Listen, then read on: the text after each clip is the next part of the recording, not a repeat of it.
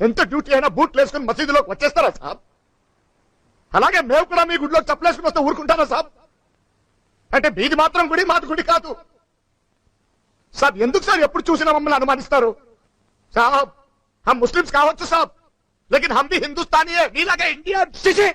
మీరు ఇండియన్ సెంటరా? ఈ దేశంలో ఉంటూ 24 గంటలు పాకిస్తాన్కి పని చేస్తారా మీరు? మేము అలా కనిపిస్తున్నామా సాబ్? సాబ్ మేము మీలాగే దిన్ రాత్ మెహనత్ కరికే స్ట్రైట్ బతుకుతున్నాం సాబ్. కానీ మీ అనుమానం వల్ల ఎప్పుడు ఏం జరుగుతుందో తెలియక భయంతో సస్తున్నాం సాబ్.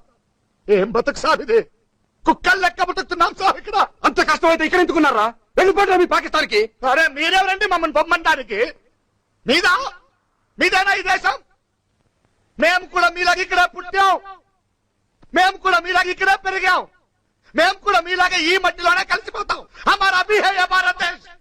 ఎలా విడిస్తారు మమ్మల్ని?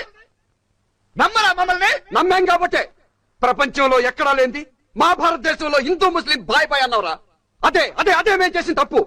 అలా నమ్మినందుకు బాంబే బ్లాస్ట్లు, కాశ్మీర్ గొడవలు, టెంపుల్ అటాకింగ్స్, ఆఖరికి ఇన్ని జరిగినా కూడా మిమ్మల్ని నమ్మి లాహోర్ దాకా బస్సులో వచ్చాం కదరా. ఏం చేశారా మీరు? కార్గిల్ లో వెనుబడి పడిచారు, దొంగ డబ్బు తీశారు. యా అల్లా, తప్పుగా మాట్లాడుతున్నారు సాబ్. కార్గిల్ కు మాకు ఏం సార్ సంబంధం? అది ఎలా ఉందో ఎట్లుందో కూడా తెలియదు సాబ్. సాబ్ నమాజ్ చేసే ప్రతివాడు పాకిస్తానీ కాదు సాబ్. ఇస్లాం అంటే పాకిస్తానీ ఒకటే కాదు సాబ్. దునియాలో బోల్డ్ అంత దేశంలో ఇస్లాం ఉంది సాబ్. అందులో పాకిస్తాన్ ఒక చిన్న దేశం సాబ్. సాబ్ దేశానికి దేవునికి సంబంధం లేదు సాబ్. వాళ్ళు ముస్లిమ్స్ కావచ్చు, మేము ముస్లిమ్స్ కావచ్చు సాబ్, కానీ వాళ్ళు పాకిస్తానీలు సాబ్. మేము ఇండియన్స్.